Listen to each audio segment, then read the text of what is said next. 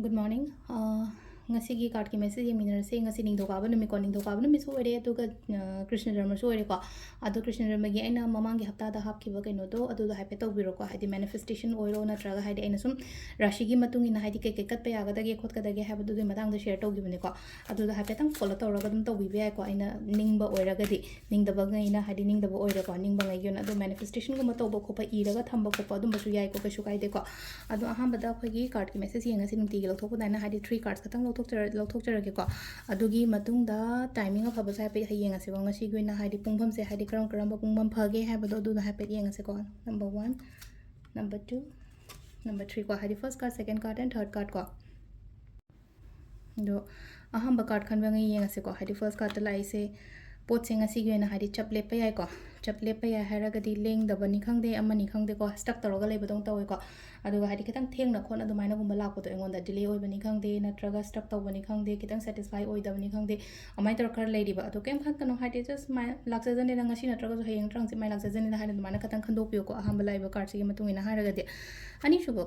shuba sina hadi se lai 6 of coins and lai ko hadi mingonda yamna charity tawbani khangde mingonda yamna pi ba khotpa dumai tor su lai pi ba su oi receiving su oi ko maina tor taw matam sila ko pi ba haragadi aina mingonda pi ba khopa mi gi mating gumba taw ko mayam su tawe du hadi mina su ai gi damak tawbirakpa adai oi ko aduna hadi number 2 se phai ko adong sai gi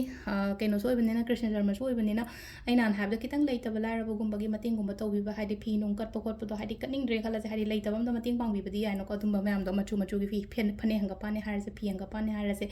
akoina ada katluba kholuba atu duna makhalam oigra hadi mingon da mating gumba tawr su ka shukai de ko sisina ko gi number 2 lere ko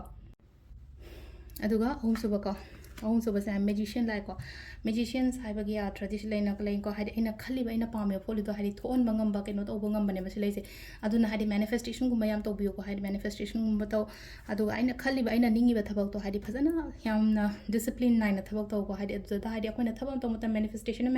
ne hona da ba yaw da diya de na life da aduna hona ba yam darkar roba manifestation plus ai gi belief aduga plus ai gi hard work to ne masile se ko aduna hadi aina yam phajana hona raga di aina tawri ba thaba ingkang sida phajana mina masa khangbi ba khobi ba da mai tar oi ba ko sisina ko card ki message lai gre timing na mari ga minute yang kai dai na taru ka minute kun mapan phang lai re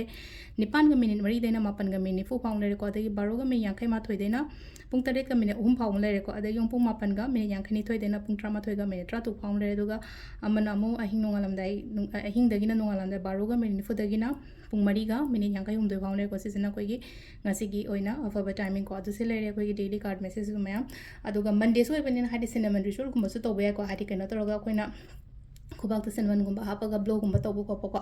hadi ay yum rom do onchalaga ay gi dukalom jo onchalaga dumaina gumba tu su to bibe ko asile renga sigi card message ma'am thank you